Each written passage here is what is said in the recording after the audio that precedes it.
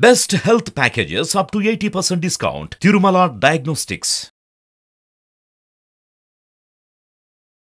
నమస్తే, welcome to Suman TV. నేను మీ యామ్ని. ప్రస్తుతం మనతో ఉన్నారు ప్రముఖ ఆధ్యాత్మికవేత్త, ప్రముఖ జ్యోతిష్య వాస్తు పండితులు సుభాష్ శర్మ గారు ఉన్నారు. వారితో మాట్లాడదాం. నమస్కారం గురుగారు. శ్రీమాత్రే నమః. గురుగారు, ఇప్పుడు మనకి ఈ జనవరి నెలలో భోగి ఫస్ట్ కాబట్టి అసలు భోగి రోజు ఏ విధంగా చేయాలండి? ఏమైనా దోషాలు ఉంటే ఈ పండుగ రోజు అసలు ఏ విధంగా చేస్తే మంచిది? తప్పకుండా తెలియజేస్తానమ్మా. ముందుగా ప్రేక్షకులందరికీ శ్రీమాత్రే నమః, శ్రీ గురుభ్యో నమః. నమో దేవ్యై మహాదేవ్యై శివాయై సతతం నమః. నమ ప్రకృత్యై భద్రాయై నిహతాం ప్రణతాస్మిత. భోగి అనేటటువంటిది ప్రతి మనిషికి భోగభాగ్యాలతో కూడుకున్నది అని అర్థము. అయితే సనాతన ధర్మనందు శాస్త్రమునందు భోగి గురించి పెద్దగా విషయాలేమీ తెలియజేయలేదు. కానీ మన పెద్దలు అంటే మన తరాల వాళ్ళు ఏం చేశారంటే దీనిని ఒక పండగల ఒక వాతావరణం, అంటే మనకు సంక్రాంతి అంటే 3 రోజుల పండుగ, భోగి సంక్రాంతి కనుమ. ఈ 3 రోజులైనటువంటి పండుగలు అనాదిగా ఆచరిస్తూ వస్తున్నారు. మనం ఏది ఆచరిస్తే అదే ఆచారం అవుతుంది, ఏది పాటిస్తే అదే ధర్మం అవుతుంది. అయితే భోగిలో ఏం చేసేవాళ్ళు అని అంటే గనక, అంటే మా చిన్నతనంలో మా అమ్మమ్మలు కానీ తాతయ్యలు కానీ వాళ్ళందరూ ఏం చేసేవారు అని అంటే ఈ భోగి సమయంలో ఒక కొత్త చాపను వేసేవారు. చాప మీద చిన్న పిల్లలను కూర్చోబెట్టేటటువంటి వాళ్ళు. ఆ చిన్న పిల్ల అంటే మమ్మల్ని మా అన్నదమ్ములు అందరినీ ఒక 10 మందిని ఏకకాలంలో కూర్చోబెట్టి మానకలు అనేటటువంటి అప్పుడు వడ్లు కొలిచేటటువంటి మానకలు ఉండేటటువంటివి. ఆ పెద్ద పెద్ద మానక, ఒక్కొక్క మానక 5 కిలోల అంత ఉండేటటువంటిది. ఆ మానుకల్లో ఏం చక్క రేగి పళ్ళు, చెరుకు గడలు, అలాగే జామకాయలు, అలాగే ఈ యొక్క మనము నల్లగా ఉంటాయి జీడి పండ్లు అని అంటూ ఉంటాము. ఆ జీడి పండ్లు ఇవన్నీ కూడా మానుకలలో నింపి అవి తల మీద నుంచి పోసేటటువంటి వారు. అప్పుడు సమయంలో ఎందుకు పోసేవారు అర్థం కాలేకపోయేది. కానీ ఇప్పుడు దాని వెనక ఉన్నటువంటి ఆంతర్యం ఏమిటి అంటే గనక, ఎక్కడనైతే ఆనందము, సంతోషము, చిన్నపిల్లల యొక్క కేరింతలు, చిన్నపిల్లల యొక్క నవ్వులు ఎక్కడైతే విరాజిల్లుతాయో అక్కడ భోగభాగ్యాదులు సమృద్ధిగా ఉంటాయి. ఆ ప్రదేశమునందు సాక్షాత్తు ధనలక్ష్మి, ధైర్యలక్ష్మి, ధాన్యలక్ష్మి సమృద్ధిగా అక్కడ కూర్చుండి ఉంటారు అనేటటువంటి నమ్మకాన్ని అప్పట్లో విశ్వసించేటటువంటి వారు. అందుకే చిన్న పిల్లలకు ఇవన్నీ కూడా తలపై నుండి భోగభాగ్యాదులు కురవాలి అని చెప్పేసి నేను చక్కగా కొత్త బట్టలు వేసుకొని చక్కగా అక్కడ కూర్చుండి అక్కడ అవన్నీ కూడా తినుకుంటూ ఉండి పైనుంచి అవి పడుతూ ఉంటే ఎంతో ఆనందం వేసేది ముచ్చట. ఇప్పుడు ఆ భోగి అనేటటువంటిది కనుమరుగైపోయింది. ఉదయం లేచింది అంటే ఉదయం ఆ రోజు 4 గంటలకు లేచేవారు. ఏం చక్క మన ఇంట్లో ఉన్న అప్పట్లో పాత ఇల్లు ఉంటే కర్రలు దూలాలతో ఉన్నటువంటి ఇల్లు ఉండేటటువంటి. అప్పుడు ఏం చేసేవారు అంటే ఈ దూలాల నుంచి ఊడిపోయినటువంటి కర్రలన్నీ తీసుకొని 4 గంటలకు లేచి ఏం చక్క భోగి మంటలు పెట్టుకునేటటువంటి వారు. ఆ భోగి మంటలను పెట్టుకొని ఏం చక్క ఆ రోజున ఉదయకాలం నందు అంటే సూర్యుడు రాకమునిపే స్నానాన్ని ఆచరించేటటువంటి వారు. స్నానాన్ని ఆచరించి చక్కగా దేవతా దర్శనానికి వెళ్ళి కొత్త బట్టలు వేసుకొని ఏం చక్క ఆ రోజున భోగభాగ్యాదులు ఉండాలని చెప్పేసి మన తలపై నుండి ఈ రకమైనటువంటి వస్తువులను వేసేటటువంటి వారు. అదే రకంగా చూసుకుంటే సనాతన ధర్మమునందు ఇవన్నీ కూడా ఐశ్వర్యానికి సూచిక.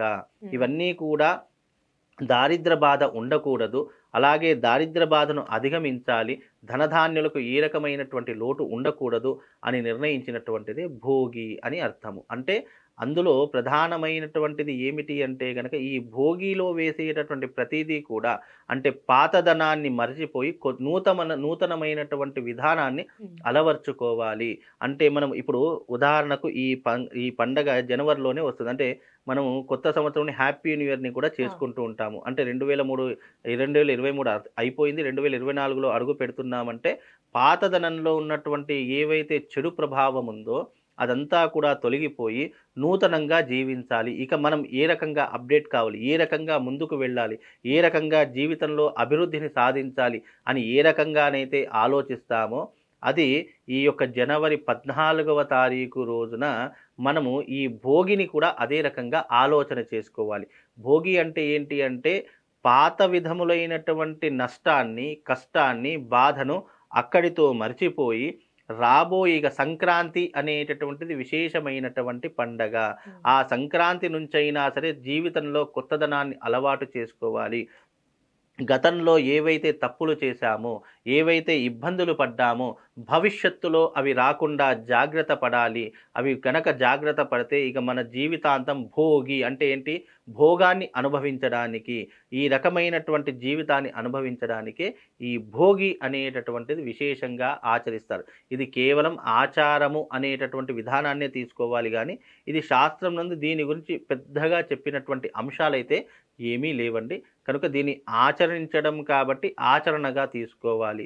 అది పెద్దవాళ్ళు నిర్ణయించినటువంటి విధానం కాబట్టి దీని వెనక ఉన్నటువంటిది ఏంటి అంటే ఇది 3 రోజుల పండగ కాబట్టి ఆ రోజున చక్కగా గాలిపటాలు ఎగిరేస్తూ ఉంటారు. ఇక సంక్రాంతి వచ్చిందంటే వారం రోజుల ముందు నుంచే గాలిపటాలు ఎగిరివేయడము చక్కగా అప్పుడంటే సంక్రాంతి వచ్చింది అంటే స్కూల్కి 10 రోజుల సెలవులు ఇచ్చేవాళ్ళు. ఇప్పుడు కేవలం భోగి సంక్రాంతి 2 రోజులు మాత్రమే సెలవు, 3 రోజులు 2-3 రోజులు సెలవులు ఇచ్చేస్తున్నారు. అప్పటితో గడిచిపోతుంది. మళ్ళీ యథావిధిగా పిల్లలతోనే ఏదైనా పండగ అండి. పిల్లలు ఉంటేనే పండగ చేసుకోవడానికి మనకు అనుకూలంగా ఉంటుంది.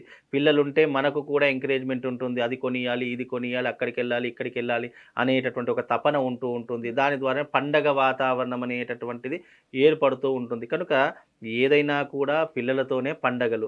కనుక పిల్లలతో చేసుకునేటటువంటి పండగే భోగి పండగ. వాళ్ళు జీవితంలో వృద్ధిలోకి రావాలి, అభివృద్ధిలోకి రావాలి.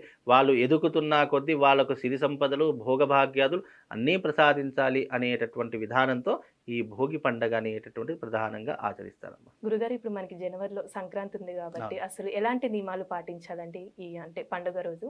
అలానే ఏ రాశుల వారికి బాగుంటుంది, ఏ రాశుల వారు పరిహారం చేసుకోవాలి? తప్పకుండా తెలియజేస్తాను. ముందుగా ప్రేక్షకులందరికీ శ్రీమాత్రే నమః, శ్రీ గురుభ్యో నమః. జ్ఞానినాంనపి చేతాంసి దేవి భగవతీ సా బలాయ కృష్ణమోహాయ మహామాయ ప్రయశ్చతి. ఈ సంక్రాంతి అనేటటువంటిది ఉత్తరాయణ పుణ్యకాలం ప్రారంభమయ్యేటటువంటి అద్భుతమైనటువంటి యోగం.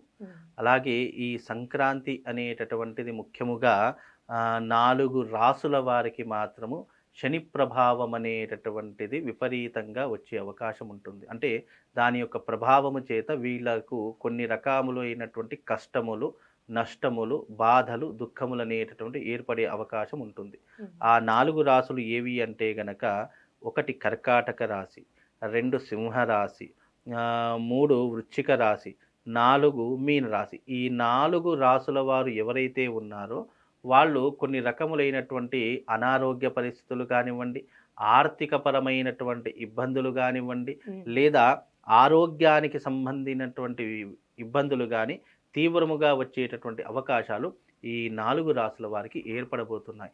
ఎందుకు అంటే గనక కర్కాటక రాశి వారికి అష్టమ శని, అలాగే సింహరాశి వారికి సప్తమ శని, అలాగే వృశ్చిక రాశి వారికి అర్ధాష్టమ శని, అలాగే మీన రాశి వారికి ఏలినాటి శని. ఈ రకమైనటువంటి శని ప్రభావం ఈ 4 రాసుల మీద సంచరింపబడుతుంది. కనుక సంక్రాంతికి ఉన్నటువంటి గొప్పనైనటువంటి లక్షణం ఏమిటి అంటే గనక ఈ సంక్రాంతి రోజున పాటించవలసినటువంటి నియమాలు అనేటటువంటి పాటించడం ద్వారా ఈ 4 రాసుల వారికి తప్పకుండా ఈ శని ప్రభావం అనేటటువంటి తగ్గుముఖం పడుతుంది. అంటే పూర్తిగా తొలగిపోదు, కొంతవరకు ఉపశమనం అనేటటువంటిది మాత్రం తప్పకుండా లభిస్తుంది. అది ఏమిటి అంటే గనక తిలదానము, తిల హోమము, అలాగే తిల భక్షణము అంటే భక్షణం అంటే తినడము అని అర్థము, అలాగే తిల స్నానము, అలాగే తిల తర్పణము. ఇవి చేయడం ద్వారా శని యొక్క ప్రభావం పూర్తిగా తొలగిపోతుంది అని ధర్మమునందు అంటే ధర్మసింధువులో చెప్పారు. అంటే శని యొక్క భగవానుడి యొక్క అనుగ్రహాన్ని పొందాలన్నా, దాని కష్టము నుండి మనం బయటపడాలనుకున్నా ఏ విధమైనటువంటి ఉపశమనం ఆచరించాలి అంటే సంక్రాంతి రోజు. అందుకే సంక్రాంతి వచ్చింది అంటే నువ్వుల పదార్థాలు విపరీతంగా పెడుతూ ఉంటారు. నువ్వులతో చేసినటువంటి లడ్డూలు పెడుతూ ఉంటారు. ఎవ్వరికి మనం ఇచ్చినా కూడా నువ్వులు ఇస్తూ ఉంటాం. నువ్వులు కానీ, బెల్లం కానీ, నువ్వులు కానీ, చక్కెర కానీ ఇలాంటివి ఇస్తూ ఉంటాం. అంటే అర్థం ఏంటి? మకర సంక్రాంతి అంటే శనీశ్వరుడు మకర రాశికి అధిపతి. శని ఎవరి కొడుకు అంటే సూర్య భగవానుని యొక్క కొడుకు. అయితే ఈ సూర్య భగవానుడి యొక్క కొడుకుకి సూర్యుడు అద్భుతమైనటువంటి వరం ఇచ్చాడు. ఆ వర ప్రభావము చేతనే ఎప్పుడైతే సూర్యుడు మకర రాశిలోకి అడుగు పెడతాడో ఆ సమయంలో సూర్యుడి యొక్క తేజస్సు అనేటటువంటిది ఉత్పన్నమవుతూ ఉంటుంది. అంటే పెరుగుకుంటూ పోతూ ఉంటుంది. అందుకే ఈ యొక్క సంక్రాంతి అయిందంటే చలి కాస్త కాస్త తగ్గుకుంటూ వస్తుంది. శివరాత్రికి శివ శివ అనుకుంటూ వెళ్ళిపోతుంది అని మన పెద్దలు చెప్తూ ఉంటారు. అంటే దానికి అర్థం ఏంటి? సూర్యుడి యొక్క తేజస్సు ఏదైతే ఉంటుందో అది ఉత్పన్నమయ్యి శనీశ్వరుడి యొక్క తేజస్సు అనేటటువంటిది క్షీణించబడుతుంది అని అర్థము. అంటే శని భగవానుడు ఇచ్చేటటువంటి ఏవైతే వ్యతిరేకతలు ఉన్నాయో అవి కొద్ది వరకు తగ్గుముఖం పడతాయి. అందుకే సూర్యుడు ఆరోగ్యకారకుడయ్యాడు, అతని కొడుకు ప్రాణకారకుడయ్యాడు. అంటే ఆరోగ్యాన్ని ప్రసాదించేటటువంటి వాడు తండ్రి అయితే, ప్రాణాన్ని హరించేటటువంటి వాడు, కష్టాన్ని కలిగించేటటువంటి వాడు కొడుకు అయ్యాడు. అందుకే ఎప్పుడైతే ఈ యొక్క మకర సంక్రాంతి రోజున ఈ యొక్క విధానాన్ని మనం చేసుకుంటామో 5 రకాల విధానాలు, మళ్ళీ ఒకసారి చెప్తా, 5 రకాల విధానాలు మీరు రాసి పెట్టుకోండి. ఎప్పుడైనా సరే ఏ సంక్రాంతి కానీ, ఈ సంక్రాంతి అనే కాదు, ఏ సంక్రాంతి అయినా సరే ఇది జీవితాంతం ఉపయోగపడుతుంది. మనం సంక్రాంతి రోజు ఆచరించవలసినటువంటి నియమాలు: తిల భోజనము అంటే తిలభక్షణము, అంటే నువ్వులతో చేసిన పదార్థాలు తినడము. తిల స్నానము అంటే నువ్వులు వేసుకొని నీటిలో స్నానం ఆచరించడము. అలాగే తిల హోమము అంటే కేవలం నువ్వులతో చేసేటటువంటి హోమము మాత్రమే. అలాగే ఈ యొక్క తిల దానము చేయడం ద్వారా కూడా పుణ్యము కలుగుతుంది. అలాగే ఈ యొక్క తిల తర్పణము, ఈ 5 అనేటటువంటివి మనిషి జీవితాన్ని ఉన్నతమైనటువంటి స్థితిలోకి వెళతాయి. ఆ తిలతర్పణంలో మళ్ళీ 2 రకాల తర్పణాలు ఉంటాయి. అవి దేవతా తర్పణానికి తెల్ల నువ్వులు వాడాలి, పితృతర్పణానికి నల్ల నువ్వులు వాడాలి. అలాగే మనం స్నానం చేసేటటువంటి వాటిలో కూడా నల్ల నువ్వులే వేసుకోవాలి, తెల్ల నువ్వులు వాడకూడదు. నల్ల నువ్వులు వేసుకొని స్నానం చేయాలి. అలా చేస్తే శనీశ్వరుడి యొక్క అనుగ్రహంను మనం సంపూర్ణంగా దొరుకుతుంది. దాని నుంచి వచ్చేటటువంటి నెగిటివ్ ఎనర్జీ ఏదైతే ఉంటుందో అది రాకుండా సూర్యుడు మనకు ఒక రక్షణ కవచంలా కాపాడుతూ ఉంటాడు. అలాగే ఈ యొక్క నేను చెప్పినటువంటి 4 రాసులు ఉన్నాయి కదా, ఆ 4 రాసుల వారు తప్పకుండా తమ మెడలో ఒక అద్భుతమైనటువంటి నవరత్నాల లాకెట్ ధరించుకోవడం వల్ల వాళ్లకు ఈ శనీశ్వరుడి నుంచి వచ్చేటటువంటి వ్యతిరేకతలు ఏవైతే ఉన్నాయో అవి తొలగిపోయే అవకాశం ఉంటుంది. అలాగే మిగతా గ్రహాలు ఏవైతే మనకు గ్రహాలు అనేవి 9 గ్రహాలుగా సూచించడం జరిగింది. మిగతా 8 గ్రహాలు సంపూర్ణమైనటువంటి అనుగ్రహాన్ని పొందడానికి నవగ్రహాల యొక్క లాకెట్ని ధరించడం ద్వారా, నవరత్నాల యొక్క లాకెట్ ధరించడం ద్వారా వాళ్ళకు ఉన్నటువంటి దోషములు తొలగిపోయి ఈ సంక్రాంతి నుండి ఈ 4 రాసుల వారికి అద్భుతమైనటువంటి అవకాశాలు, రాజయోగం కూడా పట్టే అవకాశం మనం ధరించినటువంటి లాకెట్ ద్వారా కలుగుతుందమ్మా. అంటే మీరు చెప్పిన రాశుల వారే ధరించాలండి నవరత్నాలు, లేకపోతే అందరూ వేసుకోవచ్చా? కేవలం ఈ 4 రాసుల వారికే వేసుకుంటే గనక దాని యొక్క ప్రభావం అనేటటువంటి తగ్గుముఖం పడుతుంది. మిగతా రాసుల వారు వేసుకోవాలా లేదా అది జాతక నిర్ణయం ద్వారా తెలుస్తుంది. ఎందుకంటే ఈ 4 రాసుల వారికి అర్ధాష్టమ శని, ఏలినాటి శని, సప్తమ శని, అష్టమ శని ఈ 4 రాసుల వారికి మాత్రమే ఉంటుంది. కనుక ఈ 4 రాసుల వారు ధరిస్తే గనక రాబోయేటటువంటి విపత్తులు కానీ ఇబ్బందులు కానీ రాకుండా వాళ్ళకు ఒక రక్షణ కవచంలా ఆ యొక్క లాకెట్ ఎప్పుడు కూడా వాళ్ళని కాపాడుతూ ఉంటుందమ్మా. చాలా చక్కగా తెలియజేశారు గురుగారు, ధన్యవాదాలు. శ్రీమాత్రే.